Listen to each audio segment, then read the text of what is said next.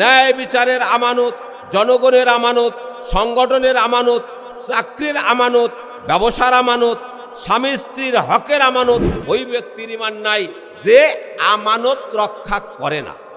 আমানতদারিতা একটা অমূল্য সম্পদ। তোমার দুনিয়ার সব হারিয়ে গেছে, কিন্তু তোমার মধ্যে চারটা জিনিস আছে, তাহলে তোমার কিছুই হারায় নাই, তুমি সফল ব্যক্তি, মুমিন ব্যক্তি। আমানতের খেয়ানত হলে সমাজ, জামাত, বাড়ি বিপর্যস্ত হবে।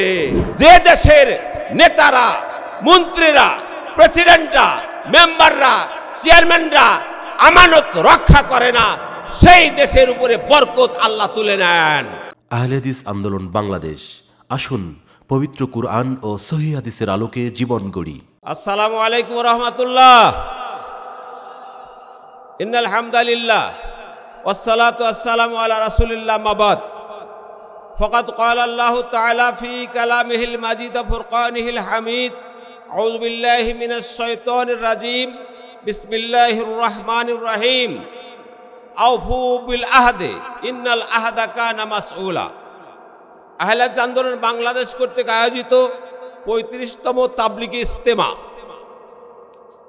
2 দিনের এই শেষ দিনে আল্লাহর রহমতে সফলভাবে বাস্তবায়ন হচ্ছে। যে আল্লাহ রাব্বুল আলামিন দয়া করে করুণা দিয়ে আমাদেরকে এই সফল বাস্তবায়ন করার জন্য সফল সুন্দর পরিবেশ তৈরি করে দিলেন, সেই জন্য আল্লাহর দরবারে শুকরিয়া জ্ঞাপন করি, বলে আলহামদুলিল্লাহ। নবী মুহাম্মদ রাসূলুল্লাহ সাল্লাল্লাহু আলাইহি ওয়াসাল্লামের উপর অসংখ্য দরুদ ও সালাম বর্ষিত হোক। যে নবীর তরিকা বাস্তবায়ন করার জন্যই, যে নবীর দেখানো পথ আমাদের ব্যক্তি, পরিবার, সমাজ, রাষ্ট্রীয় জীবনে বাস্তবায়ন করে ইহকালীন কল্যাণ, পরকালীন মুক্তি হাসিলের উদ্দেশ্যে আমাদের এই আয়োজন। যে আল্লাহর রাসূল আমাদের হাতে নাতে যে পদ্ধতি দেখিয়ে দিলেন আমাদের ইহকালীন কল্যাণের জন্য, পরকালীন মুক্তির জন্য, সেই রাসূলের উপরে আমরা সবাই সমস্বরে দরুদ পাঠ করি, বলি সাল্লাল্লাহু আলাইহি ওয়াসাল্লাম। আমার যে বিষয় দেওয়া হয়েছে অনেক সময় লেগে যাবে, কিন্তু আমি খুব সংক্ষিপ্তভাবে বলবো। সেটা হলো এই আমানতদারিতা। আমানত 2 প্রকার, হক্কুল্লাহ এবং হক্কুল ইবাদ। হক্কুল্লাহ কি? আল্লাহ রাব্বুল আলামিন আপনাদের উপরে, আমাদের উপরে, নবী মুহাম্মদ রাসূলুল্লাহ সাল্লাল্লাহু আলাইহি ওয়াসাল্লামের উপরে একটা হক দিয়েছিলেন, আমানত দিয়েছিলেন। সেটা হলো এই, আল্লাহ বললেন আউযু বিল্লাহি মিনাশ শাইতানির রাজীম। ইন্না আরাজনাল আমানাতা আলাস সামাওয়াতি ওয়াল আরদি ওয়াল জিবাল ফাআবাইনা ইয়াহমিলনাহা ওয়া আশফাকনা মিনহা ওয়া হামালাহাল ইনসান ইন্নাহু কানা যালুমান জাহুলা। এটা হলো আল্লাহর আমানত, আমাদের উপর আল্লাহ দিলেন। এর অনুবাদ আপনারা বুঝে নিয়েছেন। আর হক্কুল ইবাদ আমানত হলো পারিপার্শ্বিক সময়ে লেনদেন যথাযথভাবে করা, এটা হলো হক্কুল ইবাদ। আমানত অনেক প্রকার, আর্থিক আমানত, কথার আমানত, পরামর্শের আমানত, নসিহতের আমানত, তারপরে হলো গোপনীয়তা রক্ষার আমানত, ইজ্জতের আমানত, দায়িত্বশীলতার আমানত, এলেমের আমানত, ইসলামী দাওয়াতের আমানত, দিন প্রতিষ্ঠার আমানত, সময়ের আমানত, রাষ্ট্রীয় আমানত, আন্দোলনের আমানত, নেতৃত্ব ও পদমর্যাদার আমানত, ন্যায় বিচারের আমানত, জনগণের আমানত, সংগঠনের আমানত, চাকরির আমানত, ব্যবসার আমানত, স্বামী স্ত্রীর হকের আমানত, পরিবার পালনের আমানত। এতগুলো আমানত যদি ব্যাখ্যা করে বুঝাতে যাওয়া যায় তো অনেক সময় লেগে যাবে। আকলমন্দ ইশারা ভাষা, আপনারা সব জ্ঞানী গুণী বিজ্ঞ লোকে এসেছেন, আপনারা বুঝে নেবেন আমি কি বলতে যাচ্ছি। এবার আসুন, আমানত রক্ষায় আমাদের কি করণীয়, কেন আমরা আমানত রক্ষা করব? আল্লাহর রাসূল এমন কোনো দিন খুতবা দেননি যে খুতবায় তিনি বলেননি লা ঈমানা লিমান লা আমানাতা লাহু। ওই ব্যক্তির ঈমান নাই, ওই ব্যক্তির ঈমান নাই, ওই ব্যক্তির ঈমান নাই যে আমানত রক্ষা করে না।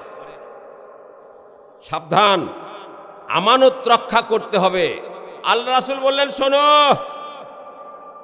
লা তাগুররান্নাকুম তানতানাতুর রাজুল বিল্লাইলে, ওই ব্যক্তির রাত্রিতে তাহাজ্জুদ সালাত আদা করে কান্নাকাটি তোমাদের জন্য না ভুলে রাখে, তোমাদের জন্য ধোকায় না ফেলে। ও তাহাজ্জুদের সালাত আদা করে, বিরাট লম্বা জুব্বা পরে, একদম চোখের পানি টস করে পরে আল্লাহর ভয়ে, কিন্তু ও লেনদেনের ক্ষেত্রে যথাযথ আমানত রক্ষা করে না। এই লোক ধোঁকাবাজ, এই লোক ধোঁকাবাজ। ওর এই কান্নাকাটি শুনে তুমি ভুলে যেও না। খলিফা হারুন আর রশিদ বলেন, ইবাদাল্লাহ ইন্নাকুম লাম তুখলাকু আবাসান, হে আল্লাহর বান্দারা শোনো, তোমাদেরকে আল্লাহ এমনি সৃষ্টি করে নাই। ওয়ালান তাতরুকু ওয়ালান তুতরাকু আদসুদা, আর তোমাদের এমনি ছেড়েও দিবেন না।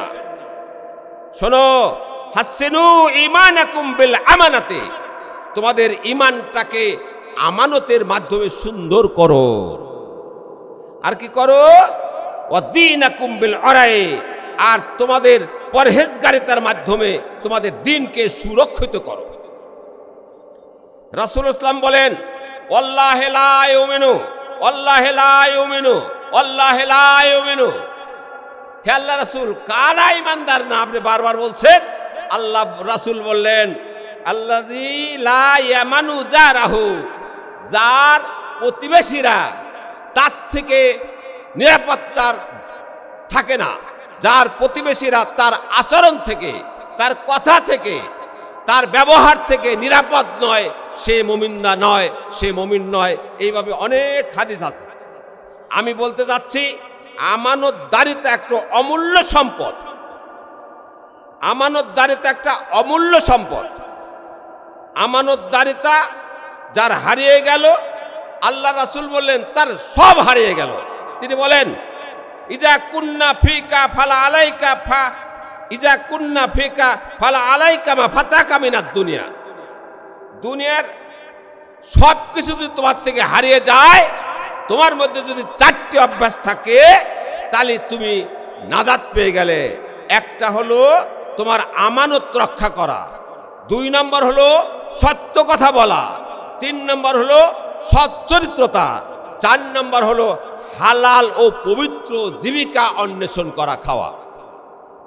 আবার শুনুন, আল্লাহ রাসূল বললেন, তোমার দুনিয়ার সব হারিয়ে গেছে, কিন্তু তোমার মধ্যে 4টা জিনিস আছে, তাহলে তোমার কিছুই হারায় নাই, তুমি সফল ব্যক্তি, মুমিন ব্যক্তি। 1 নম্বর বলুন কি? আমানত রক্ষা করা। 2 নম্বর সত্য কথা বলা। 3 নম্বর সৎ চরিত্রতা। 4 নম্বর হালাল রুজি খাওয়া। তিনি বলেন, আরবাউ ইয়াসাওয়াতনাল আবদ, 4টি অভ্যাস, 4টি নীতি তোমাকে নেতা বানাবে। তোমার দেশের লোকেরা তোমাকে সম্মান দিবে, তোমার কথা মেনে চলবে। 1 নম্বর কি? শিষ্টাচার। 2 নম্বর সত্যবাদিতা। 3 নম্বর সচ্চরিত্রতা। 4 নম্বর আমানতদারিতা।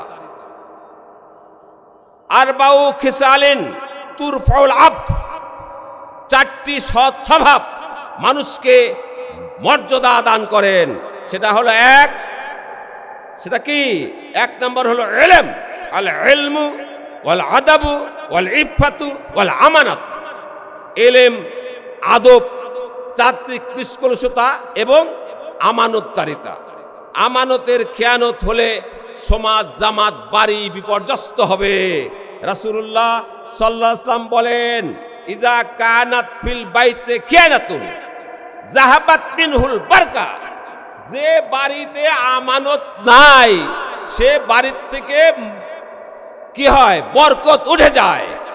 যে সমাজে আমানত থাকে না সে সমাজের বরকত থাকে না। যে দেশের নেতারা, মন্ত্রীরা, প্রেসিডেন্টরা, মেম্বাররা, চেয়ারম্যানরা আমানত রক্ষা করে না, সেই দেশের উপরে বরকত আল্লাহ তুলে নেন, তাদের উপরে আল্লাহর গজব নাজিল হয়। তা আপনারা নিজে চোখে দেখলেন, কয়েকদিন আগেই, ব্যাখ্যা করতে চাচ্ছি না। আল্লাহ রাসূল বললেন, শোনো, ইহজারু সালাসা, তুমি তিনটি জিনিসে ভয় করো। ফাইন্নাহুন্না মুআল্লাকাতু বিল আরশ, এই তিনটি জিনিস আল্লাহর আরশের সাথে লটকানো থাকে। এক নাম্বার হলো আর নেমাতু, নিয়ামত, এটা একটা আল্লাহর আমানত। আপনি মেম্বার হয়েছেন, চেয়ারম্যান হয়েছেন, এমপি হয়েছেন, আপনার দায়িত্ব আছে। এটা এমনি হন নাই, আল্লাহ আপনাকে পরীক্ষা করার জন্য দিয়েছে। এটা আল্লাহর আমানত। এই আমানতের খেয়ানত করলে আল্লাহর কাছে যে বলে আল্লাহ ও খেয়ানত করেছে, তুমি এর ব্যবস্থা নাও। বোধহয় বাংলার জনগণ আল্লাহর কাছে কান্নাকাটি করছিলেন, আর আল্লাহও দেখলেন। তাই সমস্ত দায়িত্বশীলদের যে দুর্দশা হলো, আর এগুলো ভেঙে চুরে বলার উপেক্ষা রাখে না। আর একটা কি, আমানত, নিয়ামত একটা আমানত। সে বলে আল্লাহ ও আমানতের খেয়ানত করেছে, ওকে ধ্বংস করো, ওকে ধ্বংস করো, ওকে ধ্বংস করো। আর একটা হলো আর রেহমু, আত্মীয়তার সম্পর্ক। যারা আত্মীয়তার সম্পর্ক নষ্ট করে, আল্লাহ তাদের থেকে রেজেক কমিয়ে দেন। সুতরাং আত্মীয়তার সম্পর্ক রক্ষা করার জন্য চেষ্টা করবেন। শুনুন, হাসরের ময়দানে আল্লাহ প্রত্যেককে ধরে ধরে ডাকবেন। প্রথমে হলো বাড়ির নেতাকে, অর্থাৎ আব্বাকে ডাকবেন, ওঠো, তোমার উপরে যে নিয়ামত দেওয়া হয়েছিল, তোমার এতগুলো সন্তান সন্ততির দায়িত্ব দেওয়া হয়েছিল, তুমি তা পালন করছো কিনা, সেই জন্য আগে পিতাকে ধরবে, এরপরে সমাজপতিকে ধরবে, এরপরে এলাকার প্রতিনিধিকে ধরবে, এমপিকে ধরবে, মন্ত্রীদের ধরবে, রাষ্ট্রপতিকে ধরবে। তোমরা তোমাদের আমানত যথাযথ রক্ষা করেছো কিনা। সুতরাং কি জবাব দেবেন, হুঁশিয়ার হয়ে যান। ছোট্ট দু একটি নমুনা বলেই শেষ করে দিচ্ছি, আমাদের সময় শেষ। আল্লাহর রাসূলের পরের ঘটনা। হাসান বাসরি বলেন, ইরাকের গভর্নর ওবায়দুল্লাহ বিন জিয়াদ তার সময়ের প্রখ্যাত সাহাবী শাকিল বিন ইয়াসারের অসুখ দেখতে গেলেন। তিনি বললেন যে, শোনেন গভর্নর সাহেব, আমি যে হাদিসটা আল্লাহর রাসূলের কাছ থেকে নিজে কানে শুনেছি, তা আমি মুখস্থ করেছি, সেইভাবেই আমি আপনার কাছে বলবো। সেটা হলো এই, আল্লাহ রাসূল বলছেন, মা মিন আবদিন ইস্তারাহুল্লাহু রাইয়াতান ফালাম ইউহতাহাদ বিনাসিহাতিন ইল্লা লাম ইয়াজিদ রাইহাতাল জান্নাহ। কোন বান্দাকে যদি আল্লাহ নেতৃত্ব দেন, নেতৃত্ব দেওয়ার মতো গুণাবলী দেন, তাকে যদি নেতা বানান, কিন্তু সে তার অধীনস্থদের খোঁজ খবর নিল না, অধীনস্থদের ঠিক মতো নসিহত করল না, তাদের আমানত রক্ষার্থে তাদের সাথে সদ্ব্যবহার করল না, আল্লাহর রাসূল বললেন সে জান্নাতে তো যাবেই না, জান্নাতের সুগন্ধিও তার থাকবে না, জান্নাতের সুগন্ধিও সে পাবে না। নাউযুবিল্লাহ মিন জালিক। জেলা সভাপতি, এলাকা সভাপতি, হিসাব করে চলবেন। আপনাদের উপরে মোহতারম আমিরে জামাত, আল্লাহর দেওয়া সেই আমানত, মোহতারম আমিরে জামাত রক্ষার্থে আপনাদের দায়িত্ব দিয়েছে। কিভাবে রক্ষা করবেন সেটা কল্পনা করুন। আল্লাহ রাসূল বললেন, মান আল্লাহুল্লাহু আজ্জা জাল্লা শাইয়্যাম মিন আমরিল মুসলিমিন। কোন মুসলমান গোষ্ঠীর উপরে কোন ব্যক্তিকে যদি দায়িত্ব দেওয়া হয়, এবং সেই ব্যক্তি ওই গোষ্ঠীর ওই দায়িত্বপ্রাপ্ত মানে দায়িত্বের অধীনস্থদের যদি দেখাশোনা না করে, তাদের খোঁজ খবর না নেয়, তাদের বাড়িতে না যায়, তাদের কি ধরনের কাজ করলো কি করলো না তার খোঁজ খবর না নেয়, আল্লাহর রাসূল বললেন হাসরের ময়দানে আল্লাহও তার কোনো খোঁজ খবর নেবেন না।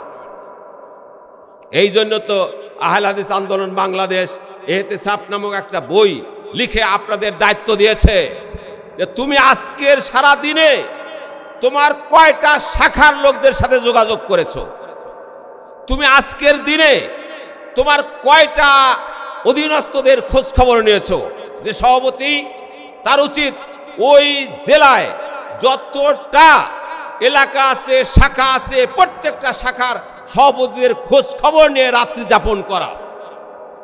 এই জন্যই যারা দায়িত্বশীল আছেন তাদের কাছে অনুরোধ রইল, শোয়ার আগ দিয়ে এইভাবে আপনি আপনারা ধরবেন, ধরে মনে করবো হো আজকে তো এই কলামটা পূরণ করা হয়নি, তখন সঙ্গে সঙ্গে মোবাইল হাতে নিয়ে এই আমক এলাকা সভাপতি কেমন আছো, তোমার এলাকা ভালো কিনা, এইভাবে কমপক্ষে আপনার 10টা উপজেলা থাকলে 10টা সভাপতি 5টা লোকের সাথে কিংবা কিছু লোকদের সাথে আলাপ আলোচনা করে তাদের খোঁজ খবর করেই আপনি শুয়ে থাকবেন।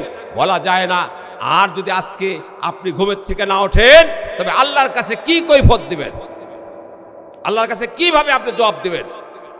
যে জবাবের ভয়ে নবী মুহাম্মদ রাসূলুল্লাহ সাল্লাল্লাহু আলাইহি ওয়াসাল্লাম লক্ষাধিক জনতার সামনে বিদায় হজের দিনে ঘোষণা দিলেন, শোনো, আমার উপরে যে আল্লাহ দায়িত্ব দিয়েছিলেন আমি কি আমার দায়িত্ব পালন করতে পেরেছি?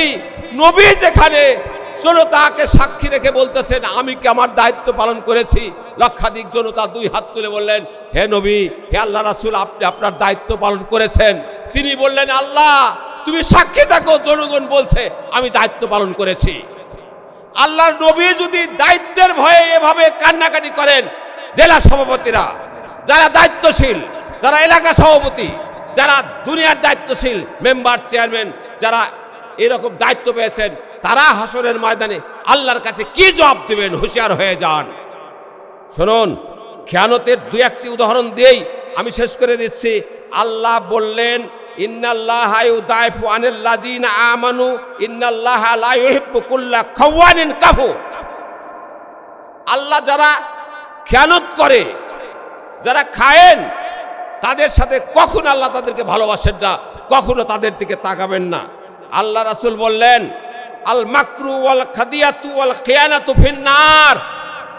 যারা ধোঁকাবাজ, যারা প্রতারক, যারা খেয়ানতকারী, তারা জাহান্নামে যাবে, তারা জাহান্নামে যাবে, তারা জাহান্নামে যাবে। সাবধান। আল্লাহ রাসূল বললেন, শোনো গো, হাসরের ময়দানে প্রত্যেকের পিছে 5 পিছের থেকে লম্বা খেয়ানতকারী যারা হবে তাদের একটা পতাকা উড়িয়ে দেওয়া হবে। পতাকার উপরে লাগবে খায়েন, খেয়ানতকারী। যে যত আমানত যার উপরে দেওয়া হয়েছিল তার খেয়ানতের নমুনা যার যত বেশি, তার পতাকা হবে তত উঁচু। সে ওই পতাকা পাশে নিয়ে দৌড়াতে থাকবে, আর গোটা হাসরের ময়দানে তাকে তাদের দেখবে, এই লোকটাকে সভাপতির দায়িত্ব দেওয়া হয়েছিল কিন্তু সঠিকভাবে পালন করে নাই। ওই লোকটা মেম্বারের দায়িত্ব দেওয়া হয়েছিল, ও সঠিকভাবে পালন করে নাই। ওই লোকটা মন্ত্রীর দায়িত্ব দেওয়া হয়েছিল, ও সঠিকভাবে পালন করে নাই। ওই প্রেসিডেন্ট ছিল, ও সঠিকভাবে পালন করে নাই। তার পতাকায় লেখা থাকবে হুঁশিয়ার। কিভাবে আপনি নেতৃত্ব দিবেন? হুঁশিয়ার হয়ে যান। শুনুন, খুব সংক্ষিপ্ত কথা বলছি। আল্লাহ রাসূল বলেন, আমানত উঠে যাবে। একদল লোক, তারা কাপড় পোশাক লেবাসে সব সুন্দর আছে, এইরকম ড্রেস ট্রেস পরে মসজিদের আগের কাতারে যে বসবে, সঠিকভাবে সালাত আদায় করবে, সিয়ামও পালন করবে, কোরবানিতে কোরবানিও দিবে, ধর্মীয় কাজ সব ঠিকঠাক মতো পালন করবে, মসজিদের আগের কাতারে জামাতে যে শামিল হবে, কিন্তু ওর উপরে যে দুনিয়াবি দায়িত্ব দেওয়া হয়েছিল ওইটা সে সঠিকভাবে পালন করে নাই। কি? ও দুনিয়ার লেনদেনের ব্যাপারে আমানত রক্ষা করে নাই। 2, ওকে যে দায়িত্ব দেওয়া হয়েছিল, স্কুলের মাস্টার, কলেজের প্রফেসর, মেম্বার, চেয়ারম্যান, যত সময়ে তাকে যেই সময় যাওয়ার কথা ছিল যায় নাই। মাদ্রাসার প্রিন্সিপাল সাহেব, তারা কি করে? যায় পরে, আসে আগে। আল্লাহ রাসূল একদম পরিষ্কার করে বললেন, তারা নির্দিষ্ট সময়ের পরে কর্মক্ষেত্রে যোগ দেয়, আবার সময় শেষ হওয়ার আগেই সেখান থেকে বেরিয়ে পড়ে, অথচ মাস শেষে বেতন ঠিকই নেয়। তারা হলো বড় খায়েন, তারা হলো বড় খায়েন, খেয়ানতকারী। সাবধান, ধরা পাকড়ার কেউ নাই প্রিন্সিপালদের, কিন্তু এইরকম করলে আল্লাহর কাছে ধরা খেতে হবে। আমি সংক্ষিপ্ত করতেছি, আমানতদারিতার একটি নমুনা আপনাদের কাছে পেশ করি। বনী ইসরাইলের সময়ে, আবু হুরায়রা থেকে বর্ণিত হাদিস, বনী ইসরাইলের সময়ে এক ব্যক্তি ব্যবসা করতে যে কিছু টাকা ধার নেবে একজনের কাছে, যে বলল, ভাই আমাকে কিছু টাকা দাও, আমি ওই সময় তোমাকে ফেরত দেব। বলে, তুমি তাহলে ই করো, সাক্ষী নিয়ে এসো। ও বলছে যে আল্লাহ কাফা বিল্লাহে শাহিদা, আল্লাহ আমাদের জন্য সাক্ষী, আমি আর সাক্ষী আনতে পারবো না। বলে, তা না হলে তুমি উকিল নির্ধারণ করো, জামিনদার নির্ধারণ করো।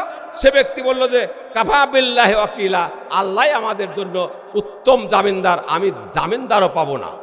বেচারা তার কথা শুনে তাকে 1000 স্বর্ণ দেহরাম, 1000 টাকা ধার দিল। বেচারা নির্দিষ্ট সময়ে ধার পরিশোধ করার জন্য নদীর ধারে এসে দাঁড়িয়ে থাকলো। জাহাজে গেছে সে ব্যবসা করতে, ব্যবসার শেষে নদীর ধারে এসে দাঁড়িয়ে আছে। আজকের দিনে এতটা সময় তাকে টাকা দেওয়ার কথা, দাঁড়িয়ে থেকে কখনো জাহাজ পায় না। ওপারে যে নদীর ওপারে তার বাড়ি, ঋণদাতার বাড়ি, ওখানে যে টাকাটা দিবে সে সময় সেই নৌকা পায় না। দাঁড়িয়ে থেকে থেকে থেকে থেকে নির্দিষ্ট সময় শেষ হয়ে যাচ্ছে। ওয়াদা করেছে আল্লাহর কাছে, আল্লাহ সাক্ষী আছে। তখন কি করছে, আল্লাহ তুমি তো জানো আমি নির্দিষ্ট সময় উপস্থিত হয়েছি, কিন্তু নৌকা পাচ্ছি না, আমি কি করে টাকা ধার নিয়েছি, ধারটা শোধ করব। এমন সময় দেখে যে একটা কাঠখণ্ড ভেসে যাচ্ছে। তাড়াতাড়ি কাঠটাকে ধরে নিয়ে এসে কাঠটা ফেরে ওর মধ্যে টাকাটা ভালো করে দিয়ে একটা চিঠি লিখে আল্লাহর কাছে বললেন, আল্লাহ তুমি তো জানো যে আমি সঠিক সময় এখানে এসেছিলাম, তুমি তো জানো আমি টাকা দেওয়ার জন্য, পরিশোধ করার জন্য এসেছিলাম। হে আল্লাহ, আমি তাকে এই নির্দিষ্ট সময়ে টাকাটা পৌঁছে দিলাম। ইন্নি আস্তাদাউ আলাইহা ফারামা বিহা ফিল বাহারে, এই বলে টাকাটা নদীর মধ্যে, ওই কাঠটা নদীর মধ্যে ফেলে দিল।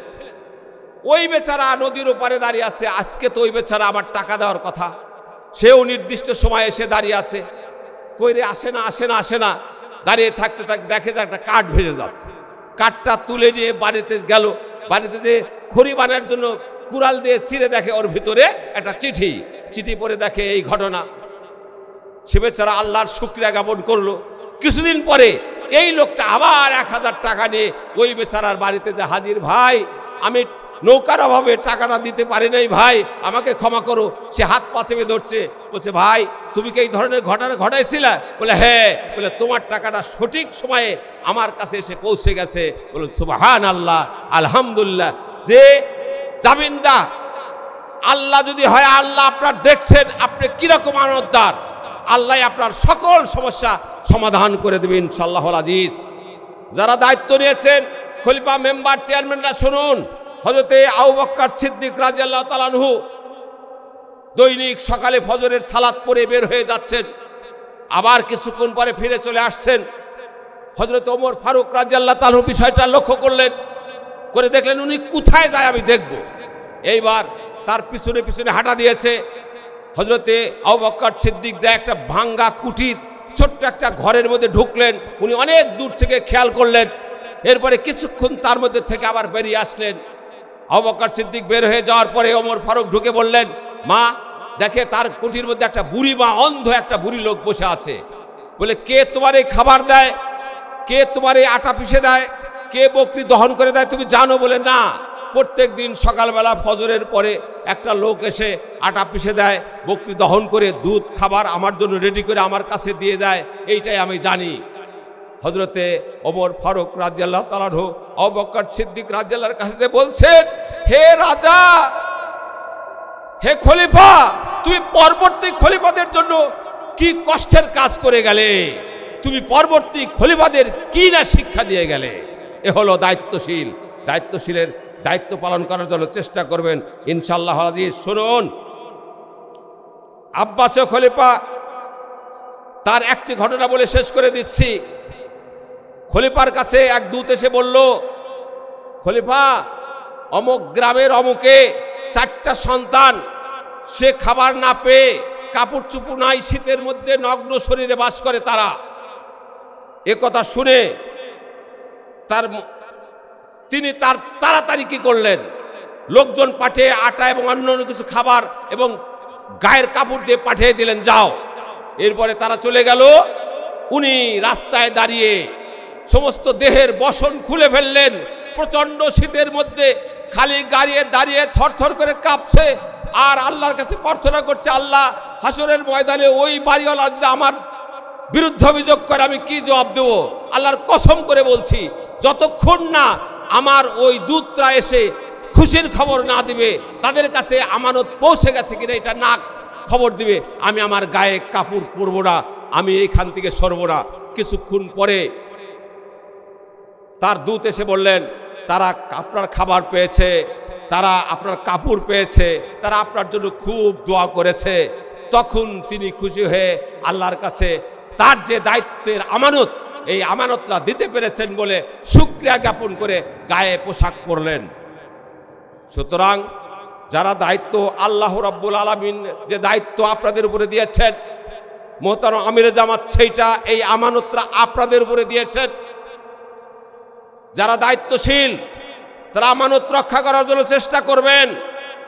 একজন সভাপতির আমানতের খেয়ানতের কারণে গোটা আহলে হাদিস আন্দোলন নিন্দিত হতে পারে, আপনার খেয়াল রাখতে হবে। টাকার আমানত আর আল্লাহর আমানত সবগুলো যথাযথভাবে রক্ষা করার অনুরোধ রেখেই আমি আমার কথা শেষ করছি। আল্লাহ যেন আপনাদের আমাদের আমানত রক্ষা করার তৌফিক দান করুন। এই যে এটা একটা আমানত, পরবর্তী যুগের লোকেরা যেন নিন্দা করতে না পারে যে আমাদের জমির দাম এত কম ছিল কিন্তু আমাদের বাপ দাদারা আমাদের জন্য ইস্তেমার মাঠ ক্রয় করে দেয় নাই। তখন আপনি কি জবাব দেবেন? আমাদের মসজিদ, কেন্দ্রীয় মসজিদ, সেখানে 6 তলা একসঙ্গে 6000 লোক প্রায় সালাত আদায় করতে পারবে, কিন্তু সেখানে তা পারছে না। আমাদের এতিম ছেলেরা সহ যারা আমিরে জামাতের খুতবা শুনে জ্ঞান অর্জন করবে, তারা খুতবাও সঠিকভাবে শুনতে পারছে না। টিনের জায়গায় টিন শেডের মধ্যে আমিরে জামাত খুতবা দেয়। আপনাদের আমাদের লজ্জা হওয়া উচিত ছিল, ওই মসজিদটা আগেই করার দরকার ছিল। কে আছেন যে 10 লক্ষ টাকা আছে, 10 লক্ষ টাকা দিলে একটি ফ্লোরের টাইলস হয়ে যাবে, আর ছাদ দিতে 30 লক্ষ টাকা লাগবে? কে আছেন যারা ওই মসজিদের ছাদ দিয়ে পরকালে সাদকায়ে জারিয়া, পরকালে মুক্তির পথ অর্জন করতে পারেন?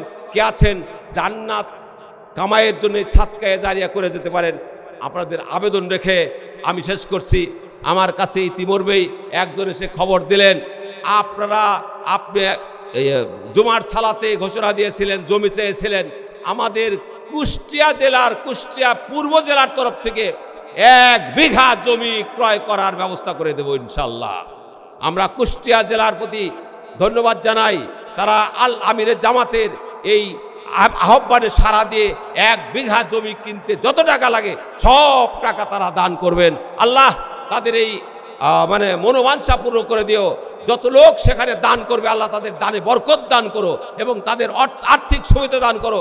তারা যেন এইটা অত্যন্ত স্বল্প সময়ের মধ্যে 1 বিঘা জমি ক্রয়ের টাকা পরিশোধ করে এই ওয়াদা করেছেন, ওয়াদা পূরণ করতে পারে। আল্লাহ সেই ব্যবস্থা করে দাও। তার সাথে সাথে প্রত্যেকে বলেছিলাম, যার যার জায়গার দাম 2500 টাকা, এই 2500 টাকা দিয়ে ওয়াদা করে এখান থেকে যাবেন। আপনি যেতেই তো মরে যেতে পারেন, কিন্তু মরার আগেই কিয়ামত পর্যন্ত এই যে ওয়াদা করলেন, এই ওয়াদা পূরণ করার নিয়াত করলেন। এই নিয়াতের কারণে আপনি সওয়াব পেতেই থাকবেন, সওয়াব পেতেই থাকবেন, পেতেই থাকবেন। এটা সাদকায়ে জারিয়া। আল্লাহ রাসূল বলছেন, কেউ যদি সুন্দর নিয়াত করে, আল্লাহ তাআলা তার এই সুন্দর নিয়াতের আমানত কিয়ামত পর্যন্ত প্রলম্বিত করে দেন। আল্লাহ, যারা আজকে গতকাল টাকা দান করেছে, আজকেও করবে এবং ফজর পর্যন্ত করবে, তুমি সাক্ষী আছো, তাদের এই সাদকায়ে জারিয়া তুমি গ্রহণ করে নাও। আল্লাহ, তাদের পিতামাতা আত্মীয় স্বজন যারা আছে তাদের কবর আযাব ক্ষমা করে দাও। আল্লাহ, তাদের মনোবাঞ্ছা পূর্ণ করে দাও। আল্লাহ, তাদের দুনিয়া এবং আখিরাতের বিপদ আপদ দূর করে দাও। সবাই বলেন আমিন। আসসালামু আলাইকুম ওয়া রাহমাতুল্লাহি ওয়া বারাকাতুহু।